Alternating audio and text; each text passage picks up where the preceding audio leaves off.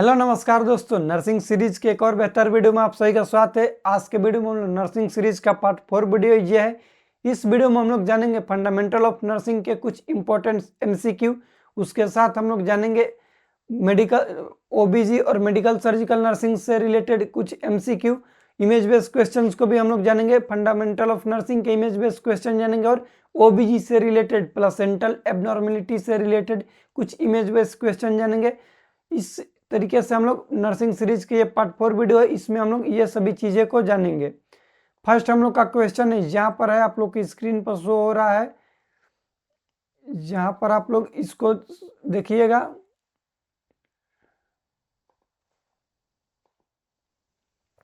Maximum time of suction after laryngectomy. Time duration यहाँ पर पूछा है कि सक्शन का कितना टाइम होता है। मैक्सिमम टाइम ड्यूरेशन पूछ रहा है किसका, सक्शन का, आफ्टर लैरिंजेक्टमी। लैरिंग्स जो है उसके रिमूव होने के बाद सक्शन का टाइमिंग ड्यूरेशन क्या है। ऑप्शन ए है 2 to 3 सेकेंड, ऑप्शन बी है 10 मिनट्स, ऑप्शन सी है 5 to 10 सेकेंड और ऑप्शन डी है 10 से 15 सेकेंड। यहाँ पर एक चीज आप लोग क्लियर रखिएगा कि जब भी सक्शन करते हैं तो 5 से 10 सेकेंड से ज्यादा सक्शन का टाइम ड्यूरेशन नहीं होना चाहिए, क्योंकि ज्यादा जब सक्शन करते हैं तो वेगल नर्व जो होता है वो स्टिमुलेट होने की रिस्क रहता है। उसके वजह से पेशेंट को ब्रेडिकार्डिया हो सकता है या फिर पेशेंट को हाइपोक्सिया होकर कार्डियक अरेस्ट आ सकता है। इसको आप लोग याद रखिएगा। तो इस क्वेश्चन का राइट आंसर हम लोग बात करें तो हो जाएगा हम लोग का ऑप्शन सी, 5 to 10 सेकेंड। क्या है 5 to 10 सेकेंड? लैरिंजेक्टमी के बाद मैक्सिमम सक्शन का टाइम ड्यूरेशन है, इसको आप लोग याद रखिएगा। नेक्स्ट हम लोग का क्वेश्चन यहाँ पर है कि physician ordered oral as well as nasal suction to a client, what you will do suction first. Question simple ये बोल रहा है कि कोई फिजिशियन ने ऑर्डर किया है पेशेंट को कि उस पेशेंट को ओरल और नजल सक्शन दोनों करना है, लेकिन एज ए नर्स होने के नाते हम लोग फर्स्ट पेशेंट का सक्शन क्या करेंगे, नजल कैविटी करेंगे फिर ओरल कैविटी करेंगे। इसको आप लोग सिंपल इस तरीके से भी याद कर सकते हैं कि हम लोग जब पढ़ते हैं एम उसके बाद आता है एन, इस तरीके से याद रखेंगे। माउथ को फर्स्ट करते हैं देन नोज को करते हैं। माउथ को फर्स्ट किया जाता है उसके बाद नोज को किया जाता है। एम का मतलब यहाँ पर माउथ होगा उसके बाद नोज होगा। क्यों? क्योंकि माउथ पहले अगर नहीं करते हैं, फर्स्ट नहीं करते हैं तो रिस्क ऑफ एस्पिरेशन रहता है, पेशेंट एस्पिरेट कर सकता है। उसके वजह से माउथ को पहले किया जाता है सक्शन, उसके बाद नोज को किया जाता है। राइट, इसका आंसर होगा फर्स्ट माउथ देन नोज। इसको आप लोग याद रखिएगा। नेक्स्ट क्वेश्चन है, which of the following is the complication associated with tracheostomy.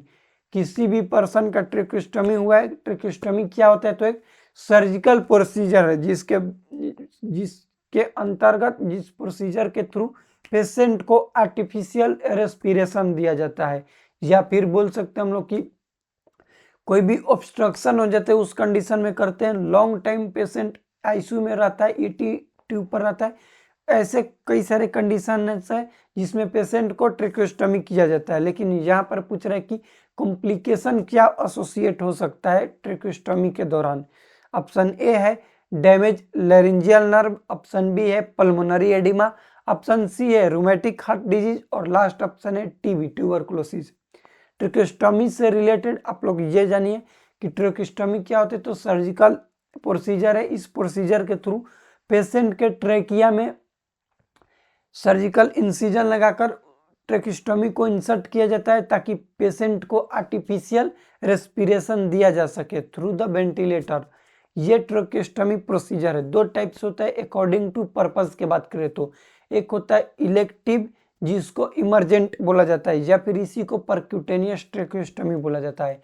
Second होता है प्लान ट्रेकियोस्टमी जिसको हम लोग बोलते हैं, प्लान को ही बोल सकते हैं, इमरजेंट बोले से तो उसको हम लोग बोल सकते हैं कि प्लान है। एक पहले बोले हम लोग आप लोग को, हम बोले आप लोग को कि ट्रेकियोस्टमी दो टाइप के है। एक इमरजेंट जो है इमरजेंसी सिचुएशन में लेते हैं काम में, इसका दूसरा नाम होता है इमरजेंट का परक्यूटेनियस ट्रेकियोस्टमी। सेकेंड होता है प्लान। इसको आप लोग याद रखेंगे, अकॉर्डिंग टू पर्पज है। यहाँ पर पूछा है कि ट्रेकोस्टमी का कॉम्प्लिकेशन क्या होगा, तो लेरिंजियल नर्व डैमेज होगा। क्या हो जाएगा, लेरिंजियल नर्व डैमेज होगा। और कौन सा लेरिंजियल नर्व डैमेज होता है, तो रिकरेंट लेरिंजियल नर्व डैमेज होता है, उसको आप लोग याद रखिएगा। ट्रेकोस्टमी से रिलेटेड और बहुत सारे क्वेश्चन है जहाँ पर आप लोग देखें। नेक्स्ट क्वेश्चन है which are use to the clean tracheostomy site. Tracheostomy जहाँ पर होता है, बात करें ट्रेकोस्टमी के इंसिजन के अकॉर्डिंग टाइप्स, तो 3 टाइप्स के होते हैं। एक होता है हाई ट्रेकोस्टमी, एक होता है मिड ट्रेकोस्टमी, और लास्ट होता है लो ट्रेकोस्टमी। हाई ट्रेकोस्टमी जो होता है, फर्स्ट और सेकंड ट्रेकियर रिंग के बीच में इंसिजन लगाया जाता है। Mid tracheostomy second and third tracheal ring के बीच में लगाया जाता है। मिड ट्रेकोस्टमी जो होती है, ये मोस्ट कॉमन ट्रेकोस्टमी के टाइप है, यूज में लिया जाता है।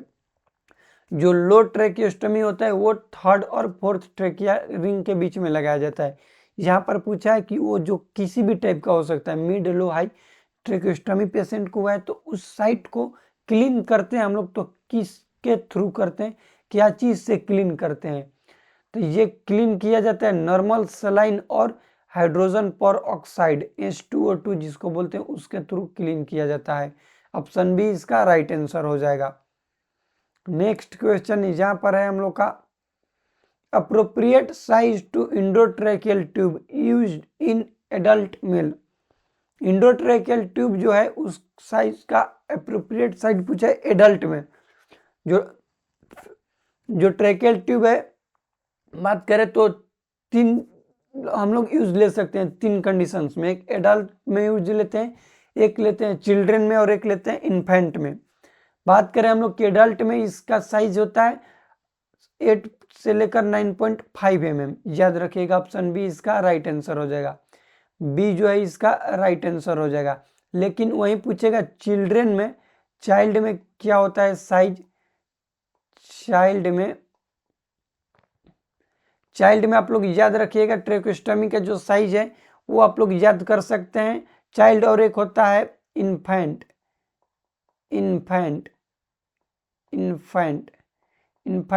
चाइल्ड के बात करें हम लोग, तो चाइल्ड का होता है, हम लोग यहाँ से बात करेंगे तो 4 से 4.5।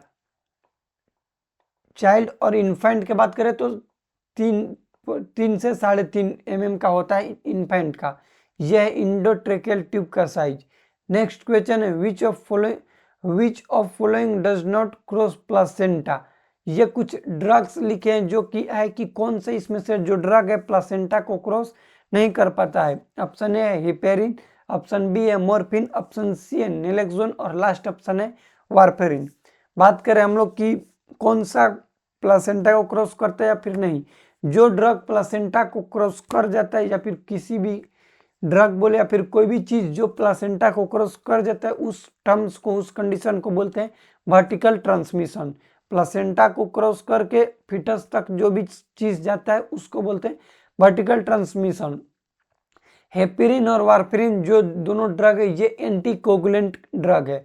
हेपेरिन जो होता है, इसको याद रखिएगा कि किसी भी पर्सन को हेपेरिन चल रहा है तो उस पर्सन का APTT activated partial thromboplastin time test होता है, उसको परफॉर्म किया जाता है।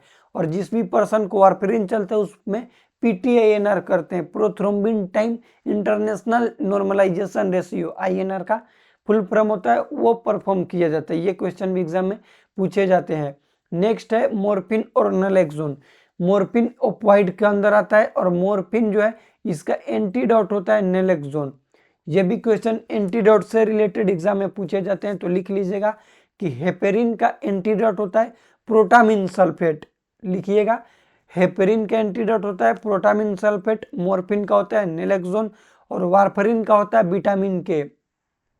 इस तरीके से कई सारे मेडिकेशंस है जिसके डिफरेंट टाइप्स के होते हैं एंटीडोट। जैसे बात करें आयरन का चिलेटिंग एजेंट होता है डिस्प्रोक्सामाइन। उसके बाद बात करें कि TPA होता है टिश्यू प्लाज्मिनोजन एक्टिवेटर, जिसके अंदर आता है स्ट्रेप्टोकाइनेज, यूरोकाइनेज, रेटिप्लेज, एल्टिप्लेज और टेलिप्लेज। TPA टिश्यू प्लाज्मिनोजन एक्टिवेटर जो है उसका एंटीडोट पूछा जाता है तो होता है एमाइनो कार्पोरिक एसिड। याद रखिएगा, एमाइनो कार्पोरिक एसिड जो होता है वो किस चीज का एंटीडोट होता है, तो टीपीए का, टिश्यू प्लाज्मिनोजन एक्टिवेटर का। इस क्वेश्चन में पूछा है कि प्लासेंटा को कौन सा क्रॉस ड्रग नहीं कर पाएगा, तो हेपरिन नहीं कर पाता है। हेपरिन जो है ये एकमात्र ऐसा ड्रग है, एंटीकोगुलेंट है, जो कि प्लासेंटा को क्रॉस नहीं कर पाता, इसलिए ये प्रेगनेंसी में सेफ है। We can use in pregnancy. Heparin को हम लोग प्रेगनेंसी में यूज कर सकते हैं।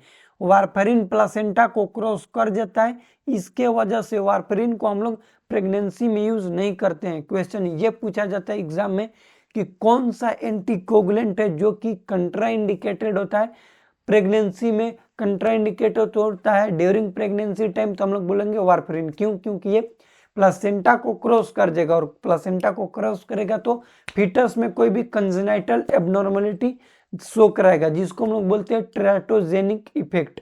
ट्रेटोजेनिक इफेक्ट का मतलब होता है कि फीटस में कोई भी एबनॉर्मलिटी, कंजेनाइटल एबनॉर्मलिटी शो कराएगा वो ड्रग। अब कई सारे ड्रग होते हैं जो कि कंजेनाइटल एबनॉर्मलिटी शो कराते हैं, लिख सकते हैं आप लोग, लिखिएगा तो सोडियम वाल्प्रोएट एक होता है जो कि न्यूरल ट्यूब डिफेक्ट कराता है। थैलेडोमाइड ड्रग होता है जो कि पेशेंट फीटस को ट्रेटोजेनिक इफेक्ट के रूप में फोकोमेलिया कराता है। फोकोमेलिया का मतलब होता है कि शॉर्टनिंग हो जाता है फीटस का लिम्ब, उसको हम लोग बोलते हैं फोकोमेलिया। कौन सा ड्रग कराता है, तो थैलेडोमाइड। उसके बाद लिथियम होता है जो कि स्टम एनोमली कराता है। स्टम एनोमली का मतलब होता है कि ट्राइकस्पिड बाल्ब जो है आउटवर्ड शिफ्ट हो जाता है, लिथियम ड्रग कराता है। उसके बाद ड्रग होता है हम लोग का फेनिटोइन, जो कि एंटी कन्वर्जेंट है। फेनिटोइन जो है वो कराता है फीटल हाइडेटोइन सिंड्रोम, फीटस में क्लेफ्ट लिप्ट और क्लेफ्ट पैलेट कराता है, कंजेनिटल एबनॉर्मलिटी। जो चीज बोल रहे हैं उसको कोशिश कीजिएगा लिखने का।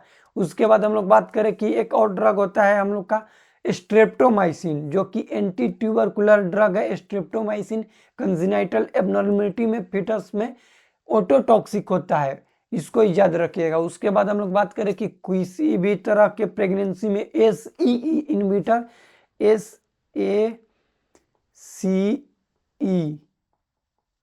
इनहिबिटर प्रेगनेंसी में ये ड्रग कंट्राइंडिकेटेड होता है। एसी इनहिबिटर का एग्जांपल है जिस भी ड्रग के अंदर प्रिल है, रेमिप्राइल, एनेप्रिल, जो भी प्रिल आता है उसको हम लोग बोलते हैं एसी इनहिबिटर। ये कंट्राइंडिकेटेड होता है। एसी इनहिबिटर का फुल फॉर्म होता है एंजियोटेंसिन कन्वर्टिंग एंजाइम। ये जो ड्रग है प्रेगनेंसी के दौरान कंट्राइंडिकेटेड होता है, इसको भी आप लोग याद रखिएगा। चलिए, ये हम लोग का क्वेश्चन था प्लासेंटा से रिलेटेड। इस क्वेश्चन का आंसर ऑप्शन ए राइट होगा, हेपरिन प्लासेंटा को क्रॉस नहीं कर पाता है। हेपरिन से रिलेटेड और कुछ भी जानकारी आप लोग लिख सकते हैं कि हेपरिन में कहता है LMWH। LMWH का फुल फॉर्म होता है लो मोलिकुलर वेट हेपरिन, जो कि सबक्यूटेनियस रूट से दिया जाता है, साइट होता है एब्डोमेन। ये नॉर्सेट का क्वेश्चन है, लिख लीजिएगा फिर से। नॉर्सेट में क्वेश्चन पूछा गया था कि LMWH का साइट क्या होता है, तो बोलेंगे सबक्यूटेनियस, ले देते हैं। फुल फॉर्म लिख लीजिएगा लो मोलिकुलर वेट हेपरिन। ये हम लोग का हो गया इतना रेशनल इस टॉपिक से, इस क्वेश्चन से। नेक्स्ट हम लोग का क्वेश्चन है umbilical code contents. Umbilical code जो है वो क्या क्या कंटेंट करते हैं, जहां पर है कि आर्टरी कितने होते हैं और वेन कितने होते हैं अम्लाइकल कोड में। अम्लाइकल कोड की बात करें तो अम्लाइकल कोड का दूसरा नाम होता है फनिस, या फिर इसी को ओम्प्लान बोलते हैं। अम्लाइकल कोड का दूसरा नाम बोले फनिस, या फिर इसी का दूसरा नाम होता है ओम्फ्लान। अम्लाइकल कोड में इन्फ्लेमेशन हो जाता है तो उसको हम लोग बोलते हैं ओम्फलाइटिस। और अम्लाइकल कोड के लंबाई की बात करें तो 45 से 50 सेंटीमीटर होता है एट बर्थ पर, इसको याद रखिएगा। अम्लाइकल कोड में पूछा जाता है कि कोड कटिंग का क्राइटेरिया क्या है, किस तरीके से करते हैं। तो ये मान लो कि फीटस सरफेस है और ये है मेटरनल सरफेस। तो फीटस सरफेस से 5 सेंटीमीटर पहले नापेंगे, 5 सेंटीमीटर, 5 सेंटीमीटर, यहाँ पर फर्स्ट क्लैम्प करेंगे। 5 सेंटीमीटर पर फर्स्ट क्लैम्प किए, कर दिए। उसके बाद सेकेंड क्लैम्प करेंगे 2.5 सेंटीमीटर पर। फर्स्ट क्लैम्प 5 सेंटीमीटर पर किए, सेकेंड 2.5 पर। उसके बाद 1.25 सेंटीमीटर इधर से जो 2.5 किए उससे 1.25 सेंटीमीटर नाप कर 1.2 सेंटीमीटर पर यहाँ से कट कर देते हैं। तो यहाँ से लेकर यहाँ तक फीटस में बच जाता है अम्लाइकल कोड। इसका लंबाई कितना होगा, तो इधर का हो गया 2.5 सेंटीमीटर, इधर का 1.25 सेंटीमीटर। 2.5 सेंटीमीटर 2.5 और बोले क्या 1.25 सेंटीमीटर 1.25 सेंटीमीटर। अप्रोक्स बात करें तो 3 यहाँ पर हो जाएगा 3.25 सेंटीमीटर या फिर 3.25 से 4 सेंटीमीटर जो है फीटस उसमें अम्लाइकल कोड बच जाता है। ये भी क्वेश्चन पूछा जाता है कि अम्लाइकल कोड कटिंग करने का क्राइटेरिया क्या है, इसको भी आप लोग याद रखिएगा। उसके बाद बात कर ले, ये तो सिंपल क्वेश्चन है कि अम्लाइकल कोड में 2 आर्टरी और 1 वेन होता है, ऑप्शन बी इसका राइट आंसर हो जाएगा। याद करने का सिंपल सा ट्रिक ये है कि ये मान लो कि ये आंख हम लोग का होता है और इससे वेन बोल सकते थे, ये जैसा जो है ये आर्टरी को इंडिकेट करेगा और ये नीचे वाला वेन याद कर सकते हैं कि ए इस तरीके से लिखते हैं, आंख 2 होता है तो ये आई को डिनोट करेगा ए, इस तरीके से आप लोग याद कर सकते हैं। सिंपल सा है, 2 आर्टरी और 1 वेन होता है अम्लाइकल कोड में। और याद रख सकते हैं कि इनिशियल टाइम पीरियड में 4 वेन होते हैं। कितने वेन होते हैं? तो 4 वेन होते हैं। Right umbilical when left umbilical when में मर्ज हो जाता है, मतलब मिल जाता है, ज्वाइंट हो जाता है, कंबाइंड हो जाता है। इसको आप लोग याद रख सकते हैं। इनिशियल टाइम में 4 मंथ तक रहता है 4, उसके बाद मर्ज हो जाता है, एक दूसरे में मिल जाता है। नेक्स्ट क्वेश्चन है कि the average length of umbilical code आप लोग को बताएं कि 45 से 50 सेंटीमीटर, ऑप्शन ए इसका राइट आंसर हो जाएगा। नेक्स्ट क्वेश्चन है व्हाट इज प्लासेंटा एक्रिएटा। अब प्लासेंटा एबनॉर्मेलिटी हम लोग पढ़ेंगे, इमेज बेस्ड क्वेश्चन भी ऐड किए हैं, आप लोग को देखने को मिलेगा। प्लासेंटा एक्रिएटा क्या होता है? प्लासेंटा डिसऑर्डर, इम्प्लांटेशन डिसऑर्डर में बहुत सारे डिसऑर्डर पढ़ने को मिलते हैं। कोशिश कीजिएगा जो भी चीज हम बोल रहे हैं लिखने के लिए लिखिएगा एबनॉर्मेलिटी ऑफ प्लासेंटा, उसमें लिखिएगा प्लासेंटा एबनॉर्मेलिटी में प्लासेंटा एक्रिएटा, प्लासेंटा प्रीविया, पहले लिखिएगा प्लासेंटा प्रीविया, प्लासेंटा एक्रिएटा, प्लासेंटा परक्रिएटा और प्लासेंटा इनक्रिएटा। 3 होता है, एक होता है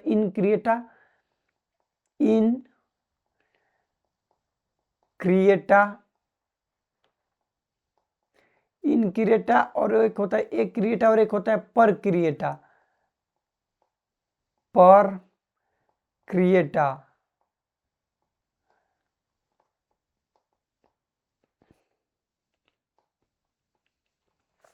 प्लासेंटा इनक्रिएटा, एक्रिएटा, परक्रिएटा। इनक्रिएटा का मतलब होता है कि इंटर किया placenta into the myometrium, sorry attach हुआ मायोमेट्रियम से। प्लासेंटा जो है वो अटैच हुआ मायोमेट्रियम से, उसको बोलते हैं इनक्रिएटा। एक्रिएटा, सॉरी एक्रिएटा का मतलब अटैच होता है, इनक्रिएटा का मतलब इन होता है, परक्रिएटा का मतलब पार। सीधा सिंपल सा वर्ड है, पहले होता है प्लासेंटा एक्रिएटा, फिर होता है इनक्रिएटा, उसके बाद होता है सीक्वेंस याद रखिएगा परक्रिएटा। प्लासेंटा एक्रिएटा का मतलब होता है, यहाँ पर याद रखिएगा कि प्लासेंटा एक्रिएटा का मतलब होता है कि प्लासेंटा अटैच विथ मायोमेट्रियम, उसको बोलते प्लासेंटा एक्रिएटा। प्लासेंटा इनक्रिएटा का मतलब होता है कि मायोमेट्रियम में इन्वेड कर गया है।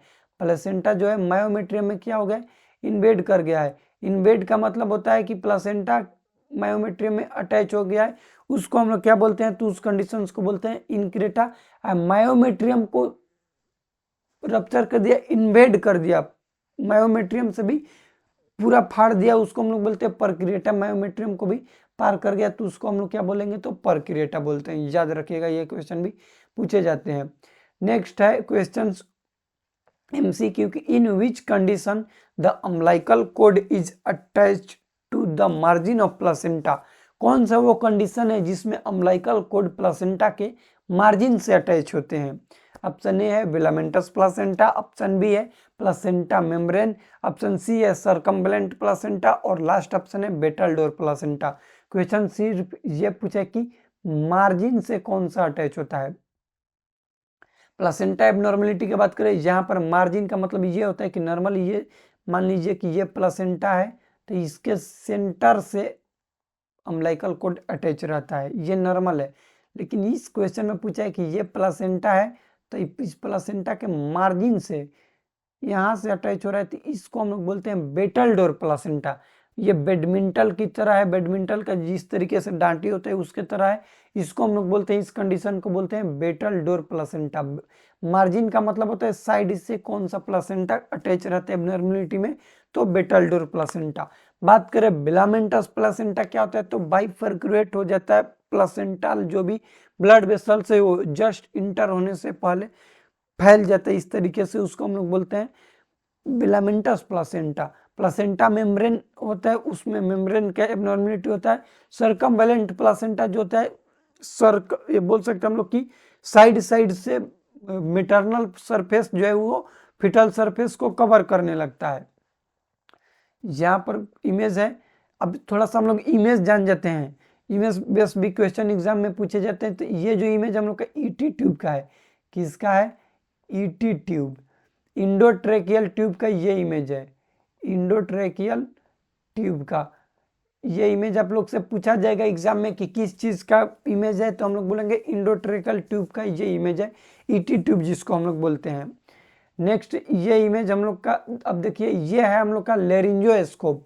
लेरिंजियोस्कोप में क्या होता है कि ये जो पोर्शन है, ये वाले पोर्शन में तो सिर्फ ये बैटरी रहता है, और ये पोर्शन में बैटरी रहता है। ये जो है ये ब्लेड है, ब्लेड कर्व ब्लेड है, कर्व ब्लेड को हम लोग मैकिंटोश बोलते हैं, और स्ट्रेच जो होता है उसको मिलर बोलते हैं। ये कर्व ब्लेड में यहाँ पर लाइट होता है, यहाँ पर क्या होता है, लाइट रहता है, इसको याद रखिएगा। ब्लेड भी पूछा जाता है तो दो टाइप्स के लेरिंजियोस्कोप में ब्लेड होते हैं, एक होता है कर्व ब्लेड, ये जो ब्लेड आप लोग को शो हो रहा है ये है मैकिंटोश ब्लेड। एक स्ट्रेट ब्लेड होता है जिसको हम लोग बोलते हैं Miller blade, most common Macintosh ही होता है।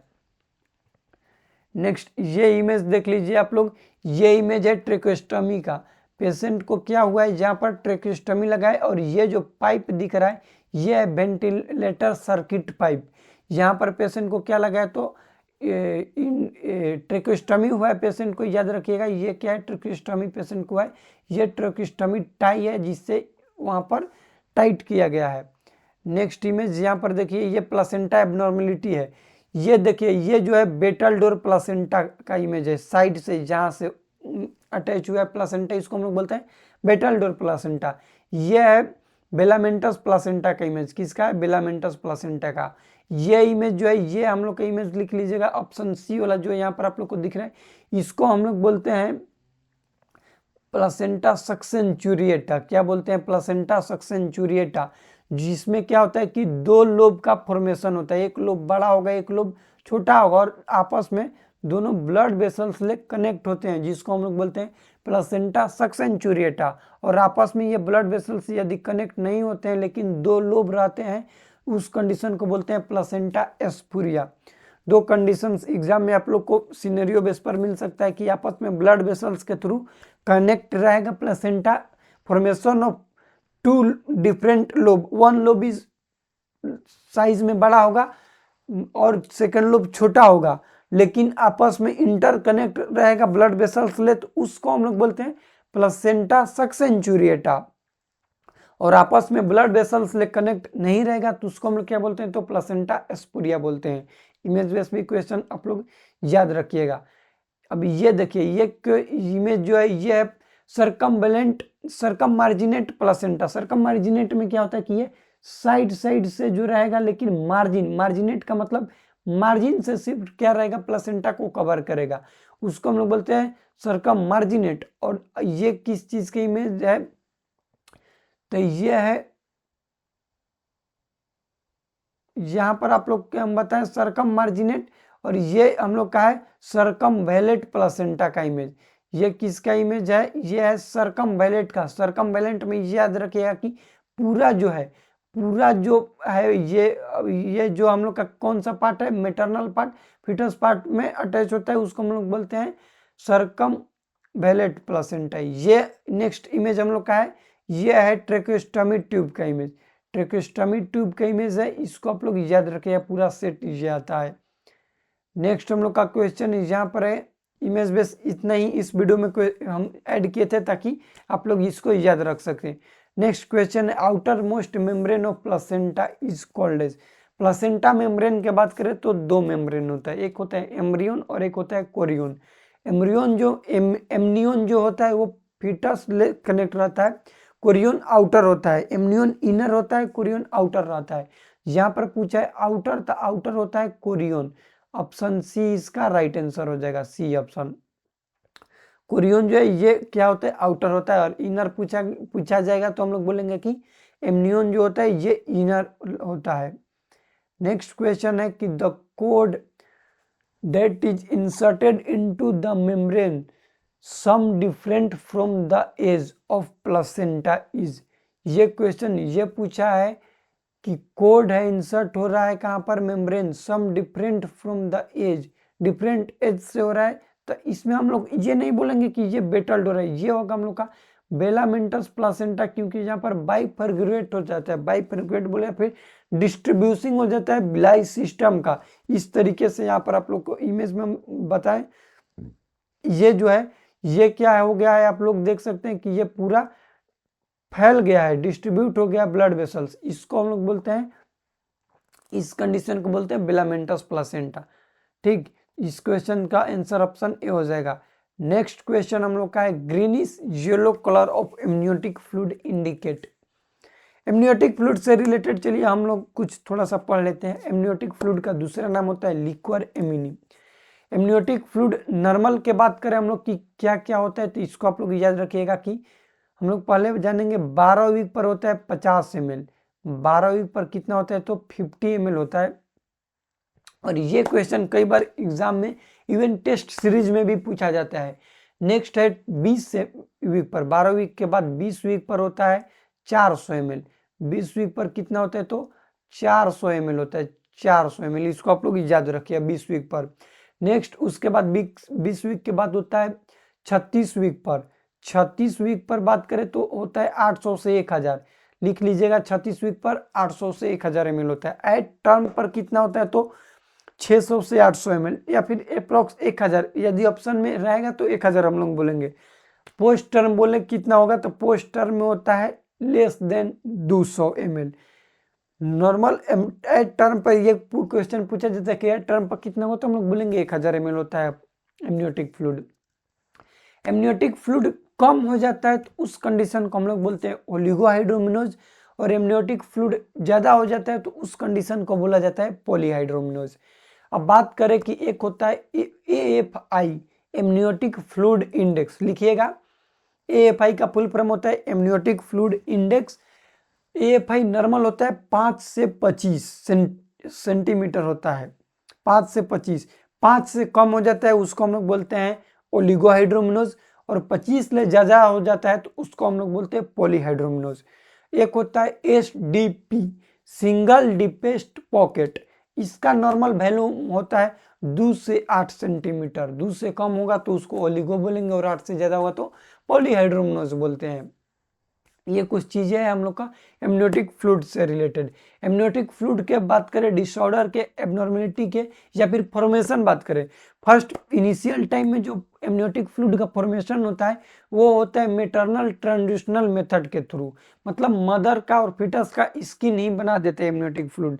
लेकिन मेजर कंट्रीब्यूशन होता है एमनियोटिक फ्लूइड के फॉर्मेशन में बात करेंगे तो हम लोग फिटस के यूरिन बनाता है एमनियोटिक फ्लूइड।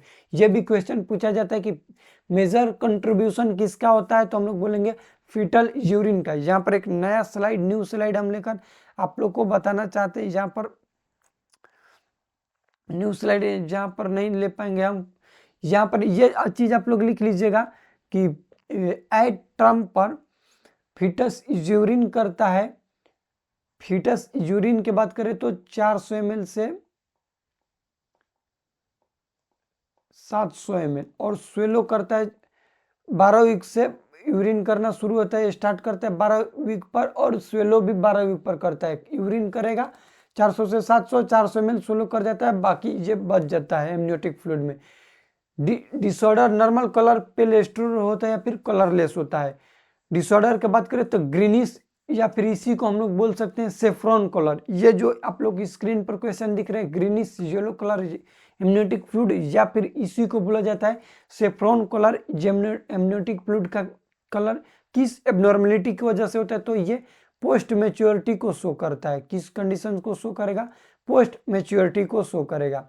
नेक्स्ट क्वेश्चन है कि मिकोनियम स्टेंड करेगा फिटस। मिकोनियम क्या होता है कि फर्स्ट स्टूल जो होता है फिटस का उसको मिकोनियम बोलता है। फिटस यदि उस स्टूल को एस्पिरेट कर जाता है जिसको हम लोग बोलते हैं मिकोनियम एस्पिरेट सिंड्रोम, स्टूल को एस्पिरेट कर जाएगा, जिसके वजह से एमनियोटिक फ्लूइड का भी कलर चेंज हो जाएगा।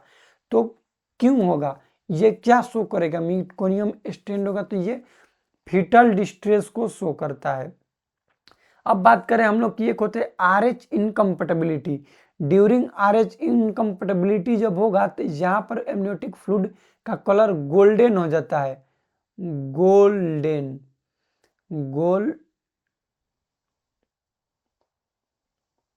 गोल्डन कलर का हो जाता है, जिसको आप लोग याद रखिएगा। नेक्स्ट है कि फीटल डेथ होगा, जिसको हम लोग बोलते हैं IUD, इंट्रायूट्राइन फीटल डेथ। यहाँ पर एमनियोटिक फ्लूइड तंबाकू कलर का हो जाता है, तंबाकू कलर या फिर डार्क ब्राउन कलर देखने ऑप्शन में आएगा। तंबाकू कलर का देखने को मिलेगा आप लोग को, या फिर देखने को क्या मिलेगा, डार्क ब्राउन कलर को देखने को मिलेगा। ये हम लोग का MCQ सीरीज बोल सकते हैं, नर्सिंग सीरीज का पार्ट 4 वीडियो था। इस वीडियो में हम लोग इतना ही MCQ सॉल्व करेंगे। नेक्स्ट वीडियो में बाकी जितना भी है बचेगा करेंगे। इसी तरीके से टॉपिक वाइज हम लोग पढ़ेंगे, fundamental of nursing, OBG, medical surgical nursing, nutrition nursing के सभी सब्जेक्ट्स को हम लोग कोशिश करेंगे कि सॉल्व करें। इसी तरीके से करेंगे हम लोग, MCQ पढ़ेंगे, उसका रेशनल पूरा डिटेल में जानेंगे। अभी मेरे पास टैबलेट ना होने की वजह से हम प्रॉपर लिख नहीं पा रहे, आप लोग भी जान रहे हैं, क्योंकि हम बहुत ज़्यादा आप लोग को एक्सप्लेन करके बता रहे हैं। लेकिन कुछ दिन में टैब हो जाएगा तो उसके बदौलत हम आप लोग को लिख कर बताएंगे। इस वीडियो में कुछ भी डाउट होगा तो कमेंट कीजिएगा, या फिर कुछ भी सजेशन देना होगा तो भी आप लोग कमेंट कर सकते हैं, या फिर कुछ भी डाउट होगा तो। और हाँ, टेलीग्राम चैनल से ज्वाइन हो जाएगा। टेलीग्राम चैनल का नाम है सत्यम नर्सिंग, वहाँ पर आप लोग ज्वाइन हो जाइएगा, क्योंकि स्टडी रिलेटेड मटेरियल हम वहीं पर आप लोग को सेंड करते हैं। और साथ ही साथ वहाँ पर अब क्यूज को भी हम लोग वहाँ से स्टार्ट करेंगे। तो इस वीडियो में इतना ही। वीडियो में कुछ भी डाउट होगा तो कमेंट कीजिएगा। मिलते हैं नेक्स्ट वीडियो में, तब तक के लिए जय राम जी की।